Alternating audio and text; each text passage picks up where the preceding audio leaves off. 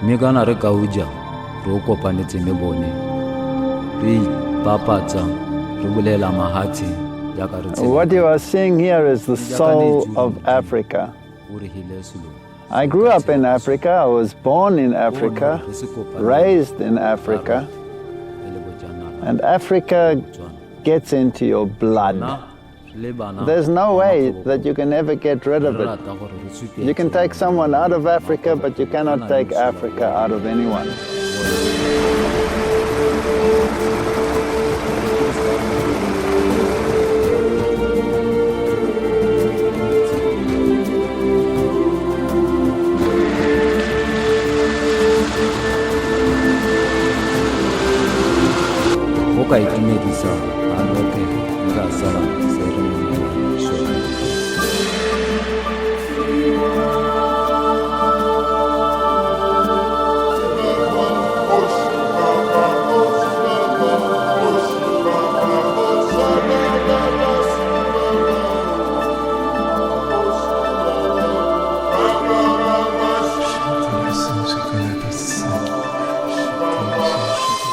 Everybody on this planet has a yearning for something, and everybody longs for a restoration of that which we cannot define.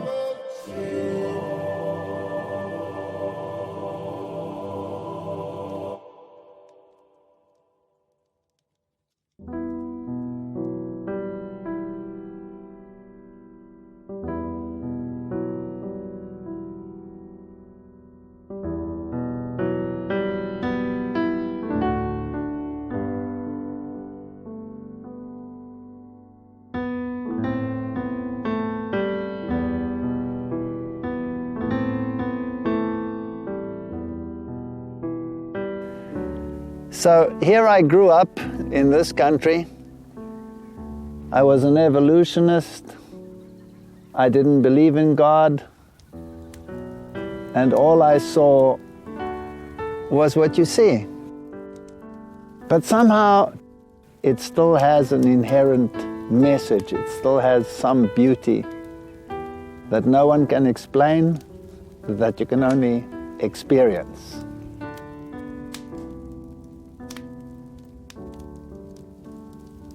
And that this is but a faint remnant of what it used to be like, well, then something awakens in the soul which an atheist can never ever appreciate. I always used to believe, you're here, you're gone, you're history. But now there is something more. There is a hope of something greater, something even better, something even more beautiful than this. And can you imagine, with these sounds around you, what it must be like? It must be phenomenal.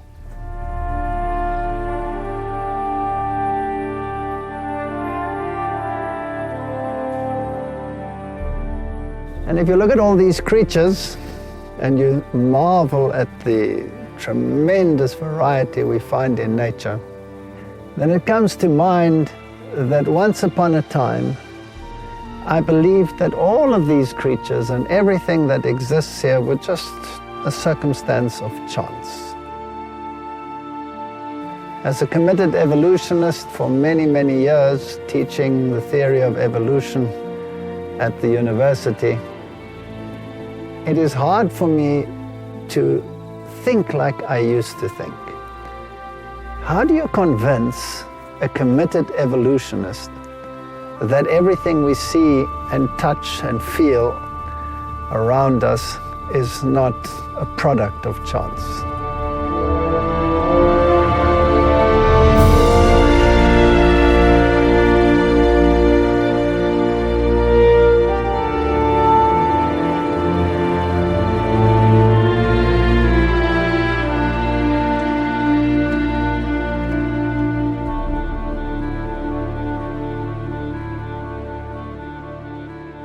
I grew up in a home where we had two religious views. My father was a Roman Catholic, My mother was a Lutheran, and my mother was dying of cancer, and I was a little boy, and I was constantly informed that it was a very unfortunate situation, that she, not having the right faith, would be confined to the fires of hell for all eternity. Well, that made me turn totally against God, and I rejected the entire view of God, and by the age of 10, I was a committed atheist. Later, when I came to university and I studied biology and majored in animal physiology in the Department of Zoology, the theory of evolution supplied all my answers. I was a convicted evolutionist.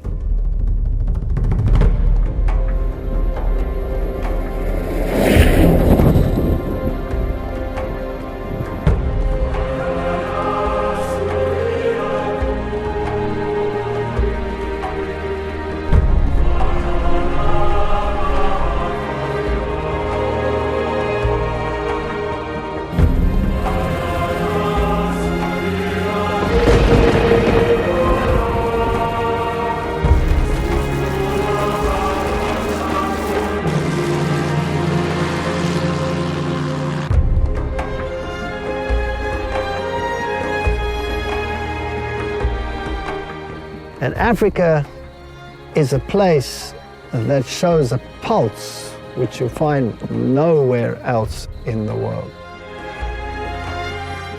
Here in this often arid world, in this world of contrast, you find masses and herds of creatures that bring out something in humanity that nothing else can do.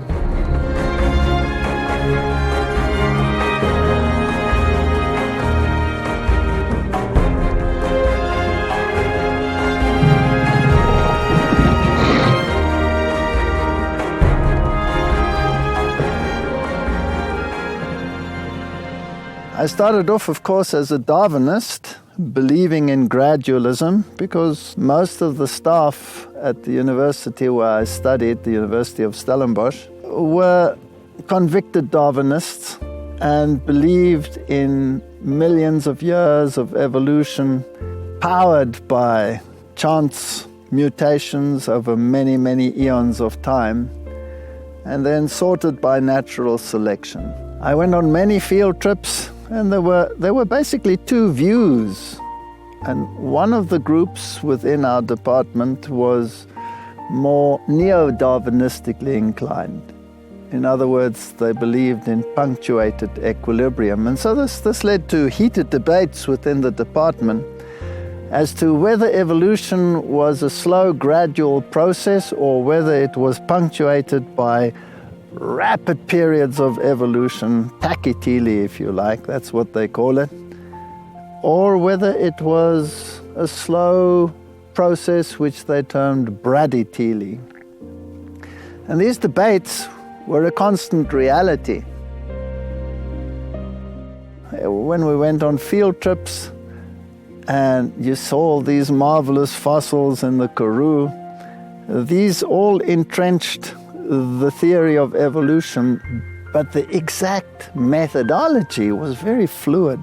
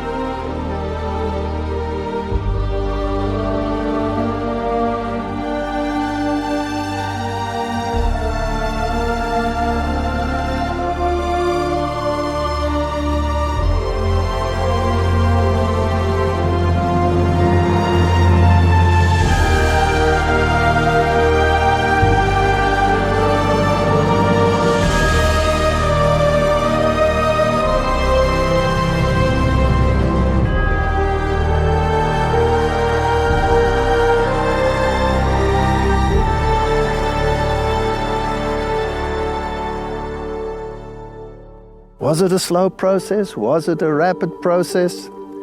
Now, why did they come up with the idea of a rapid process in the first place? Well, because the intermediary fossils, which are supposed to link the various groups together, they don't exist in the natural environment. And if you go right to the beginning of the macroevolutionary process, then all the organisms are there at the same time. All the phyla are there at the same time. So there must have been an explosion of life on this planet.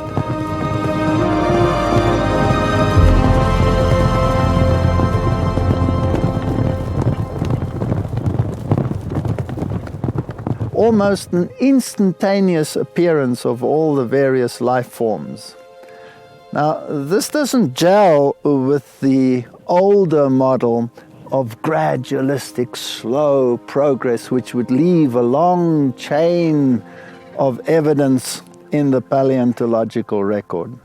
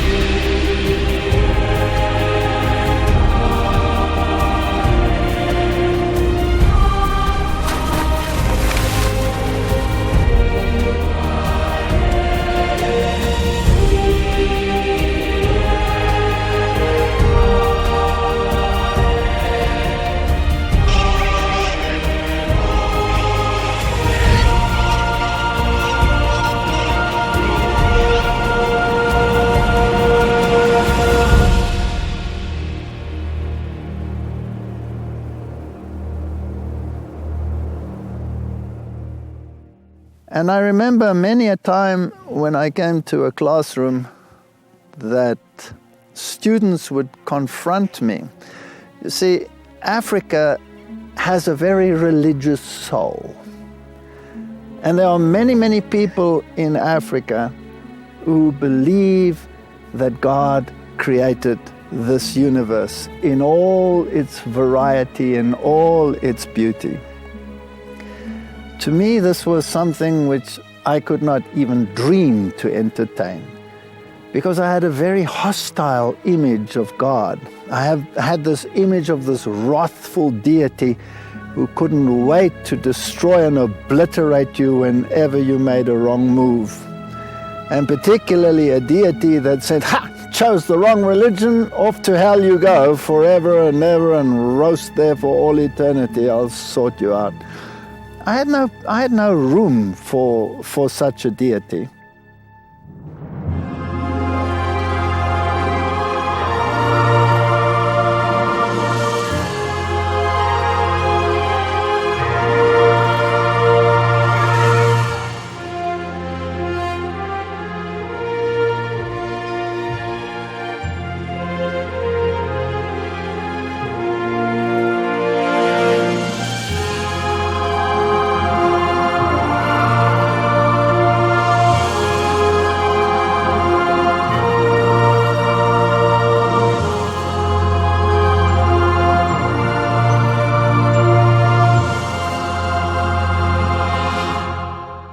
As in most cases, you throw the baby out with the bathwater.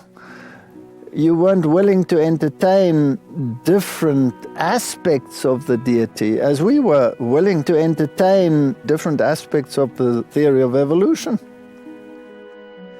And I remember sitting or giving a lecture once to first-year medical students. First-year medical students are chosen for their ability. You don't get into the medical school unless you are an A-grade student. You have to be very capable to get in the first place.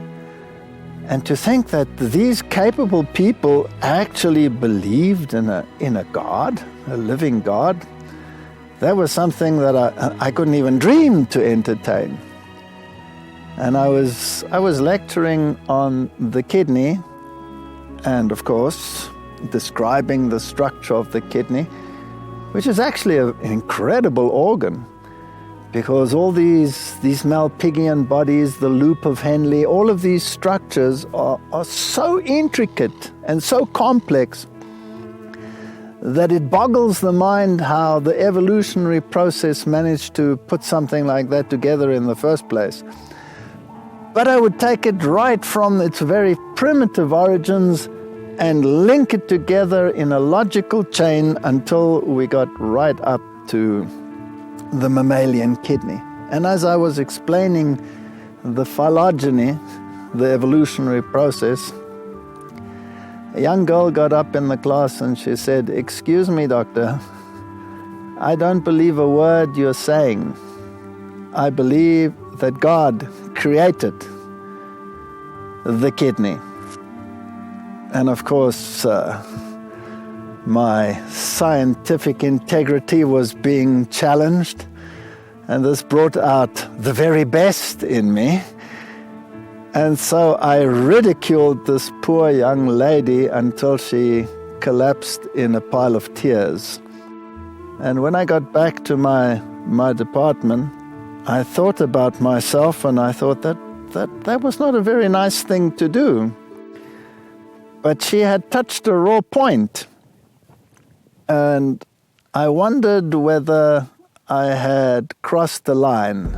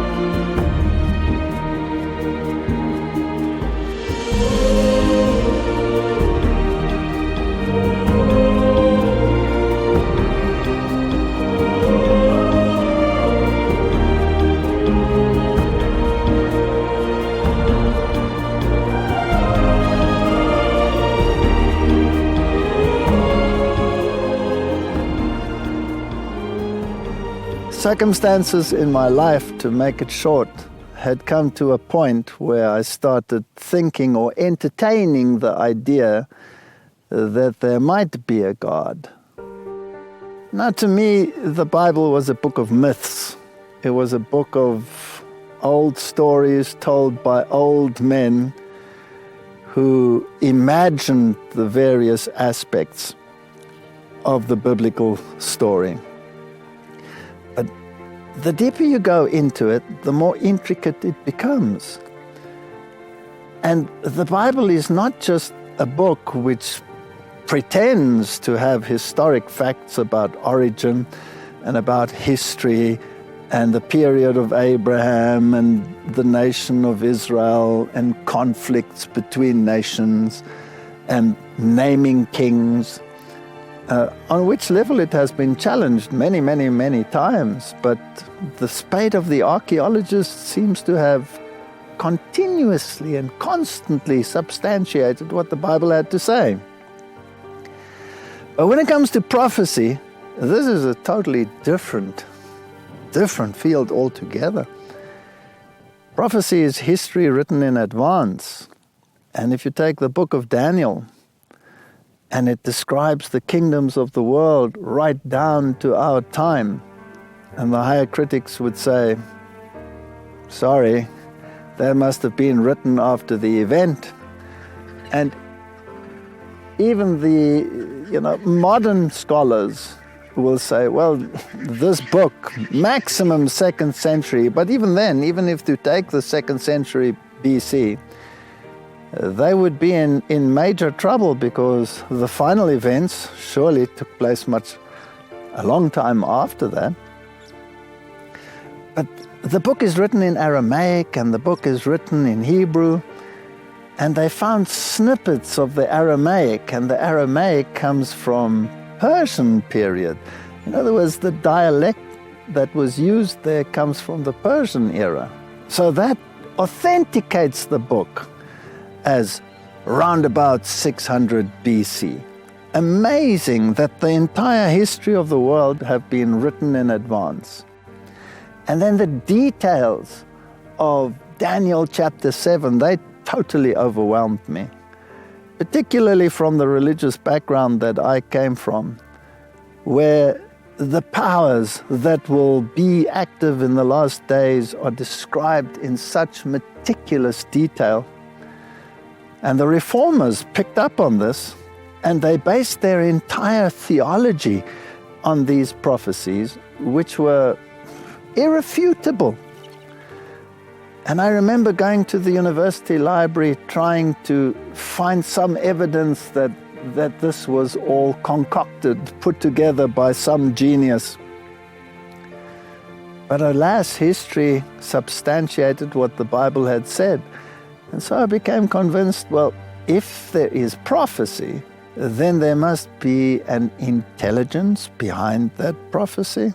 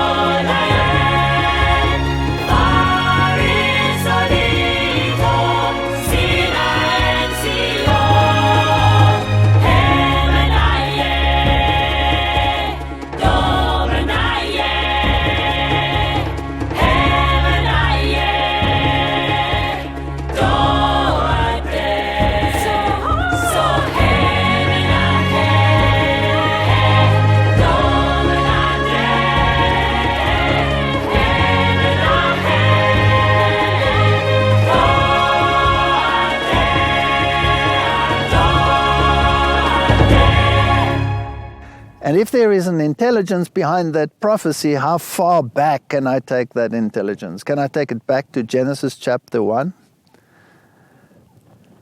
And then the study of Genesis chapter 1 started to intrigue me. And I began becoming involved in particularly the genetic aspect of evolution.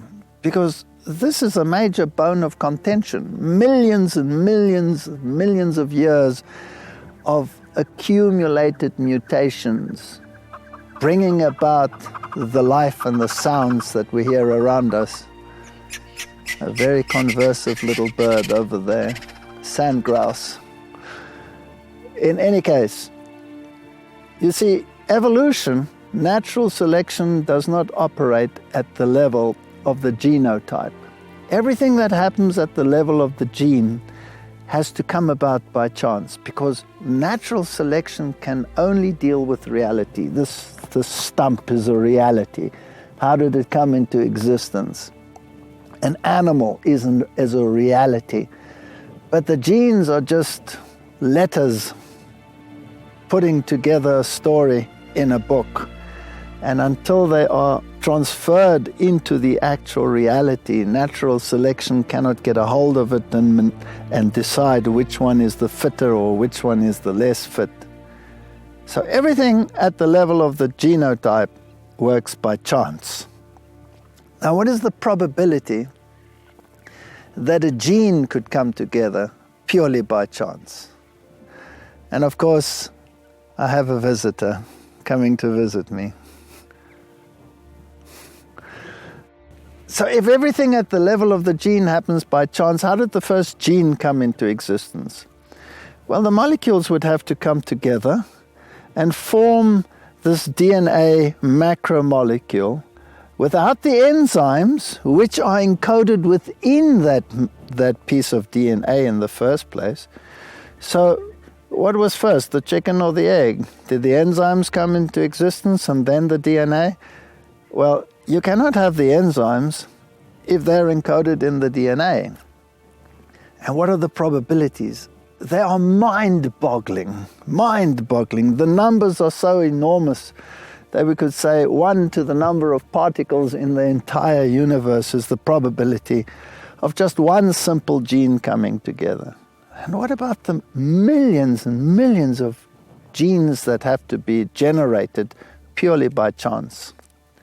And then they have to be manipulated and changed by mutation in order to bring about all the variety that we see around us. What do you personally think about the idea of going across that river? Not a good idea. Why is that? Because it's way too deep. I think it is. Much deeper than my air intake. And if it sucks in air, my engine's gone.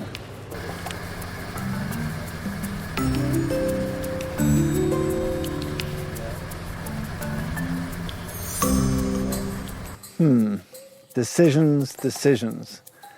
This river crossing is exceedingly deep, and my vehicle's air intake is not that high.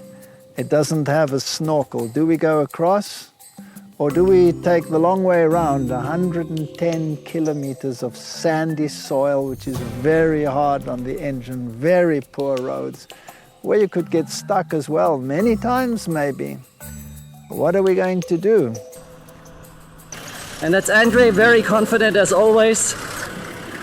I don't know if the insurance will cover this, but we should make it. And just before we went through here, another vehicle got stuck, another 4x4 vehicle. And, well, do we risk it with a very expensive car? Decisions. Well, what did we do?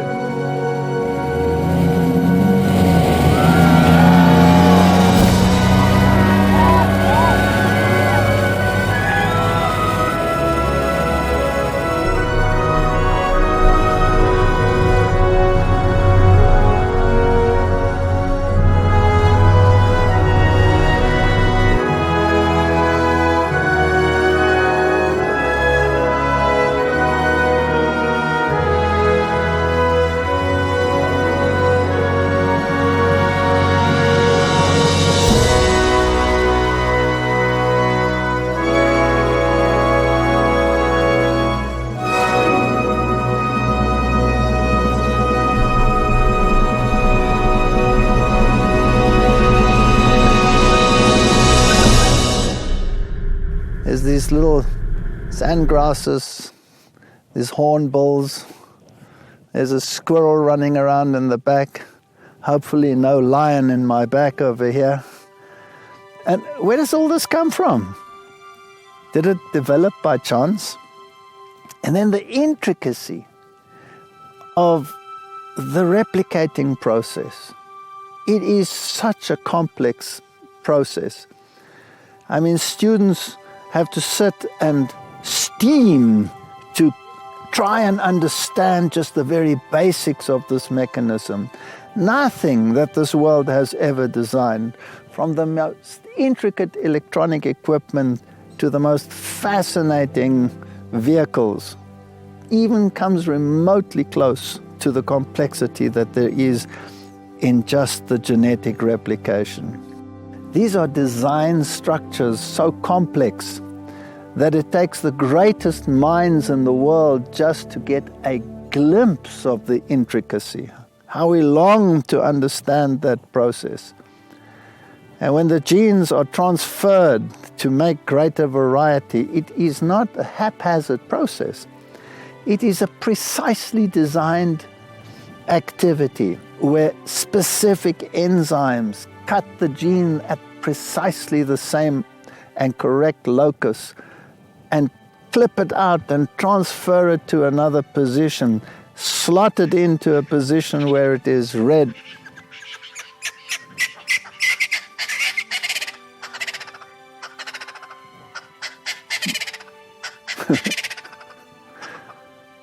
Thank you for that commentary. I agree with you. So, how does this come about? I mean, imagine going up to a rocket scientist who has just designed the greatest self-propelling structure that mankind has ever seen, computerized with all its intricacy, and saying, well, that's a marvelous stroke of luck that this thing came into existence. He'd think you're crazy. And that's exactly what we're talking about here. But not just once, over and over and over and over again. It just is improbable. Improbable is not the word. You would have to escalate that to the power of 10 billion to say that these things came about by chance.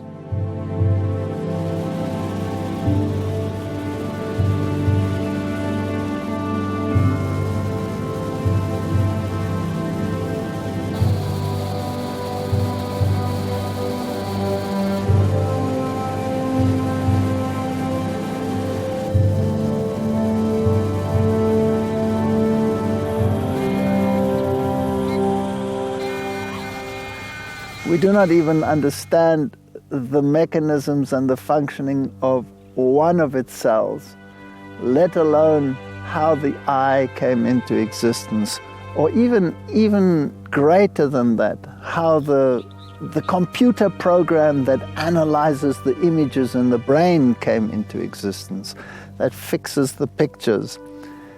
All of this speaks of a magnificent design. Well, if there is a magnificent design, then by implication there is a magnificent designer.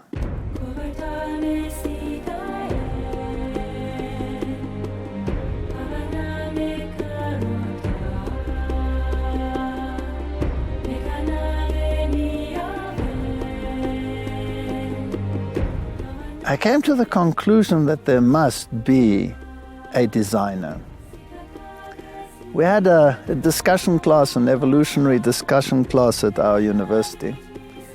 And I made a list at that stage of about 10 questions which seemed to pose a major challenge to the general evolutionary way of thinking. And I put these 10 questions, one after the other, on the board, and the result was phenomenal.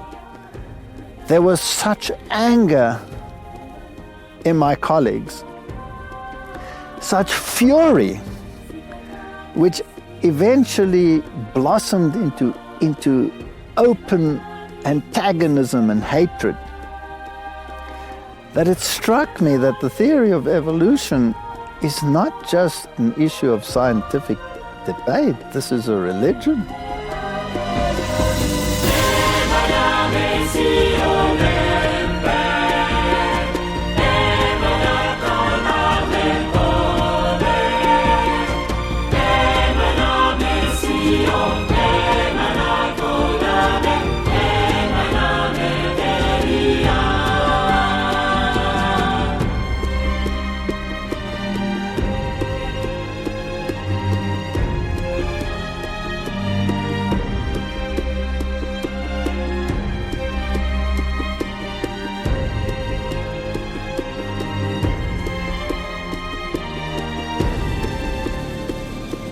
People cling to it because the alternative is too ghastly to contemplate.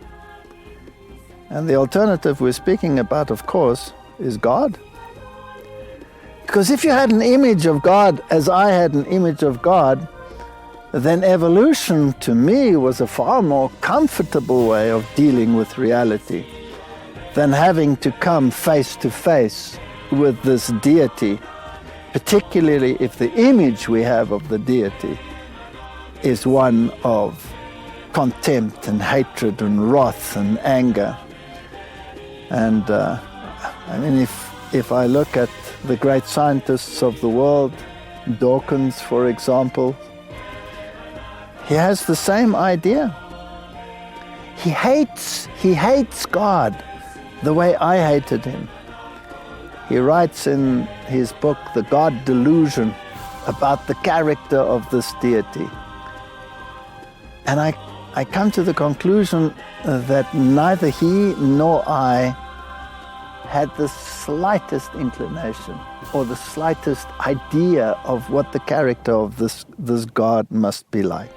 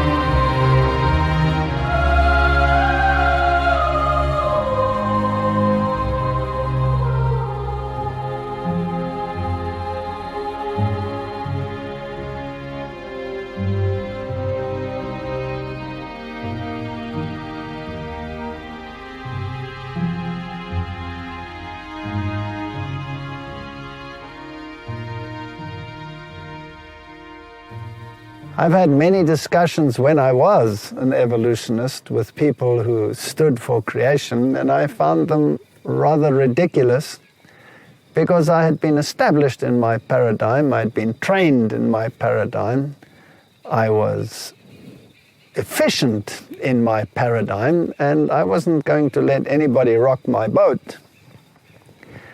So how did it actually happen that I would even entertain the idea that everything we see is not a product of chance? Well, of course, if science cannot convince you, then there must be other means. One of the great movers in my life that changed my way of thinking was prophecy. Prophecy is incredible. Prophecy is history in advance. And when I studied the great delineations of prophecy, particularly in the context of the battle between religious systems on this planet, I came to the conclusion that if the prophetic word is so accurate, particularly the prophetic word pertaining to the ministry of Jesus Christ, for example, that maybe the rest of the Bible is not so ridiculous after all. I came into contact with people that were very knowledgeable when it came to biblical prophecy. And I tried to convince myself that these things were not real. And I would go to the library at the university and test them. And eventually found out to my dismay that the prophecy and the recorded history were in perfect harmony. The leap, however, from prophecy to the acceptance of a literal creation is quite a substantial one. And how does one cross that great divide? Now, obviously, if you believe in the evolutionary theory, then everything is millions and millions and millions of years old. And the Bible says in 6 days God created the heavens, the earth, the sea, and all that in them is. And 6 days and millions of years are certainly not compatible. In the beginning, God created the heavens and the earth.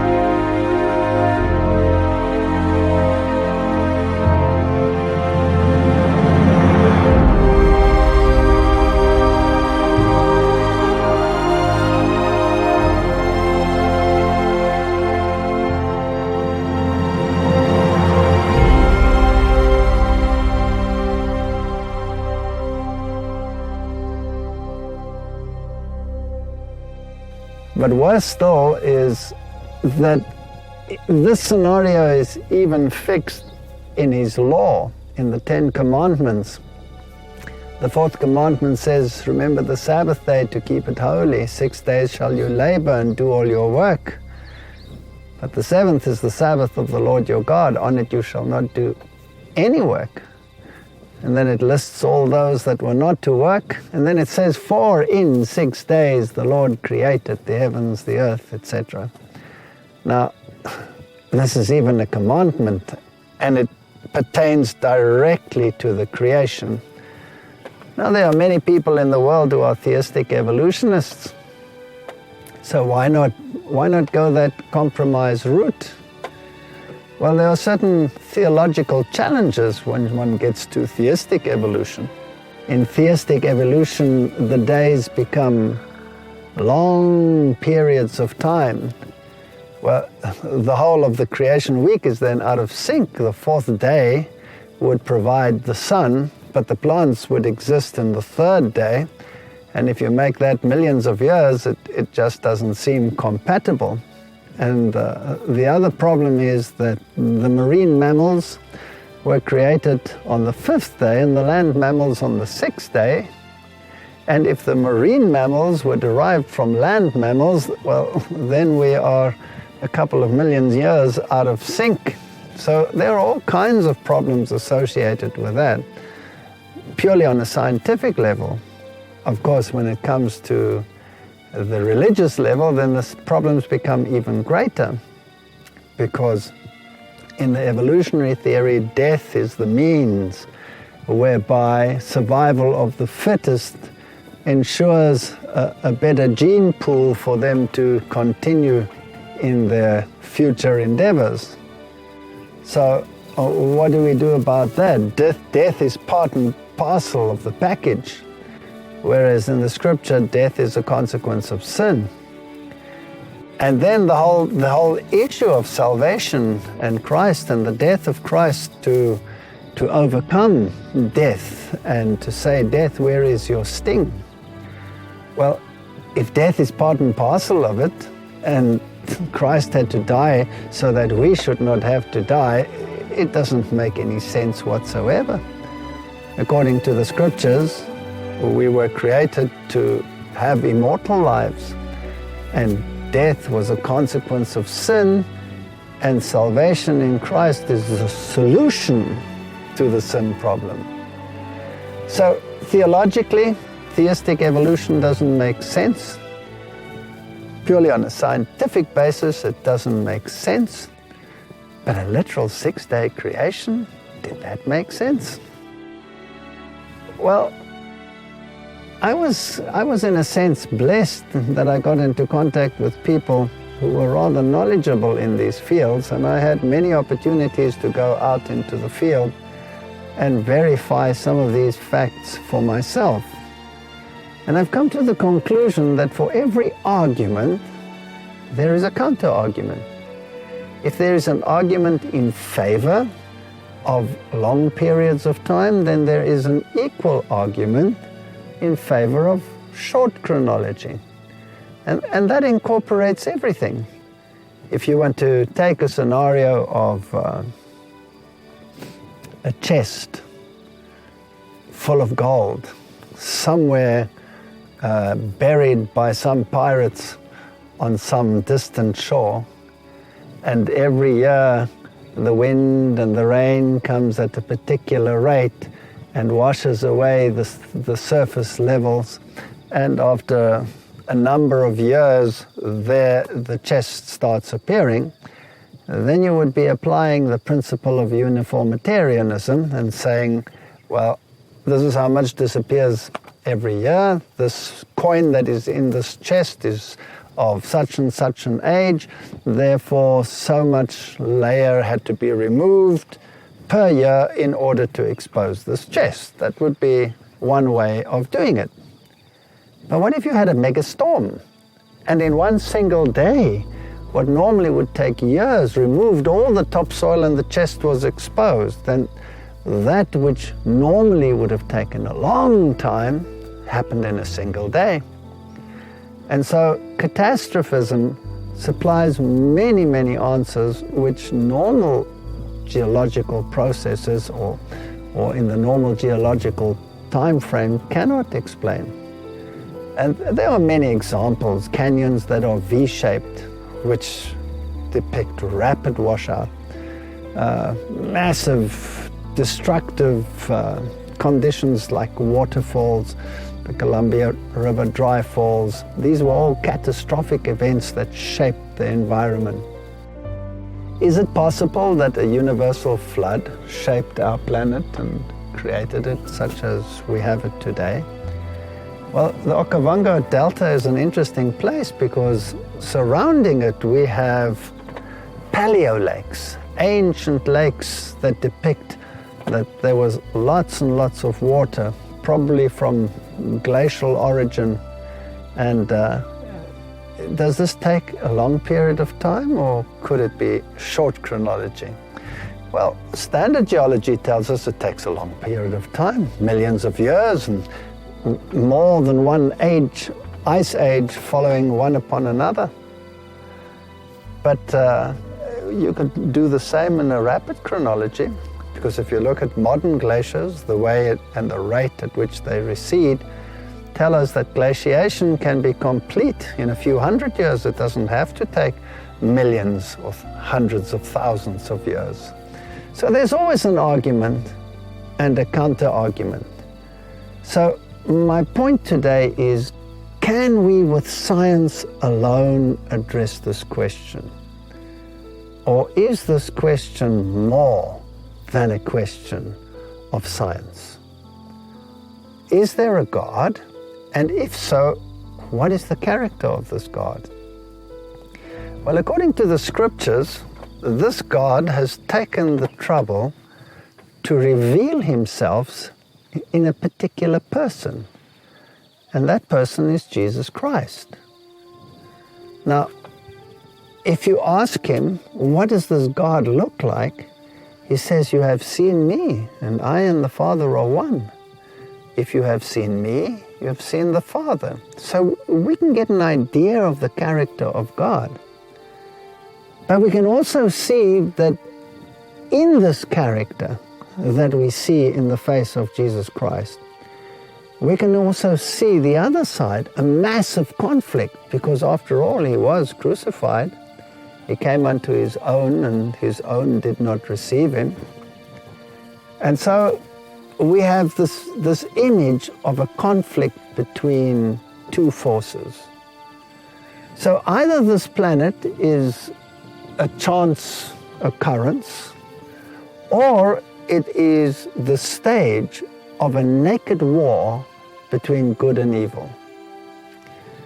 And the more I look at this planet, and the more I see what is happening in this planet, and the more we study history and see the cruelty of man towards man, then we come to the conclusion, or at least I have come to the conclusion, that there is good and that there is evil. And this conflict is clearly described in the scriptures. And the question is, well, where do I stand in this equation?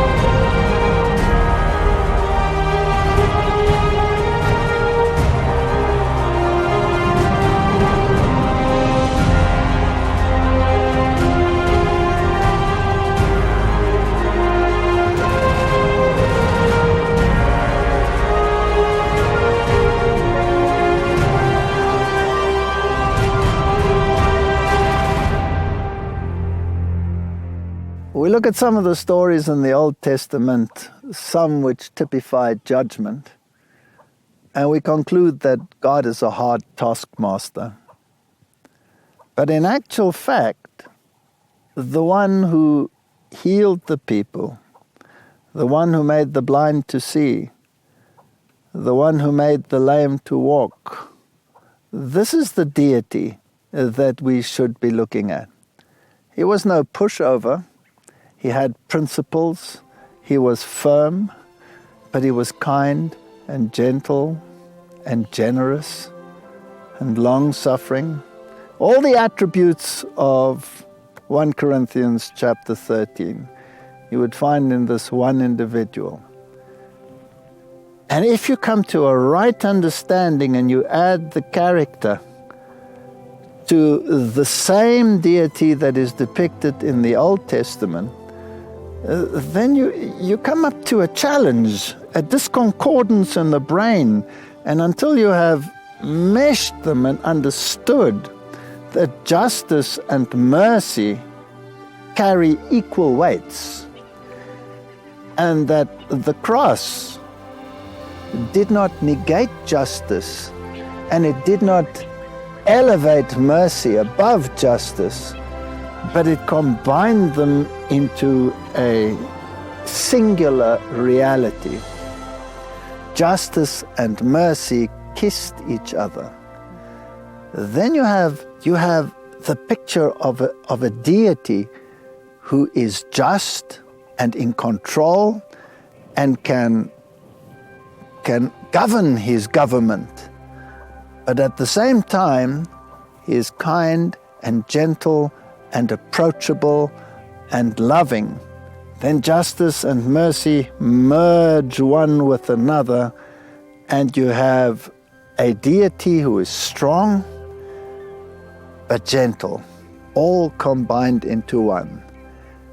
He will by no means let those who transgress his precepts get away unpunished, but if you repent and you come back into harmony with him, then there is an abundance of forgiveness, an abundance of grace available to you. So I had to change my view of God. I had to get rid of this old concept of this wrathful deity and replace it with these gentler concepts. And if you look at nature, you see both entrenched in nature. You see the regality and the power and the strength in a lion or in an eagle. And by the way, the Bible uses those images to describe God. But you also see the gentleness of a deer and the softness of the eyes in the other creatures. You see the humor when you hear some of these sounds. I mean, who could design the sound of a donkey? And the amazing thing about a donkey is once he starts singing his song, he has to complete it. And who cannot smile when you hear something like that? Or when you see a baboon climbing in a tree, or when you see them gibbering and chattering with each other. Who cannot smile when they see something like that? Is God a stern taskmaster? Or does he have a sense of humor? Look at the animal kingdom, and you will have your answer. And so slowly my concepts changed, fired and fueled by the prophetic word, that there was a consistency, that there was a reality, that there was a deity. I cannot explain where he comes from, but he doesn't do that either. He just says, I am.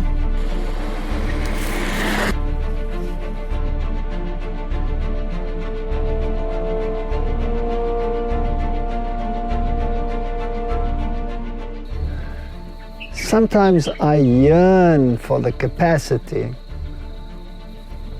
to show the face of God to people. Like that bird twittering on that branch over there. If you can read God's character in that bird, then that is the image one would want to bring across. And there's so much suffering and so much pain. And what relief would be found in the knowledge that there is a God who cares, not only for that little bird sitting on that branch twittering away, but for each and every single one of us. Wouldn't it be wonderful if the whole world knew God?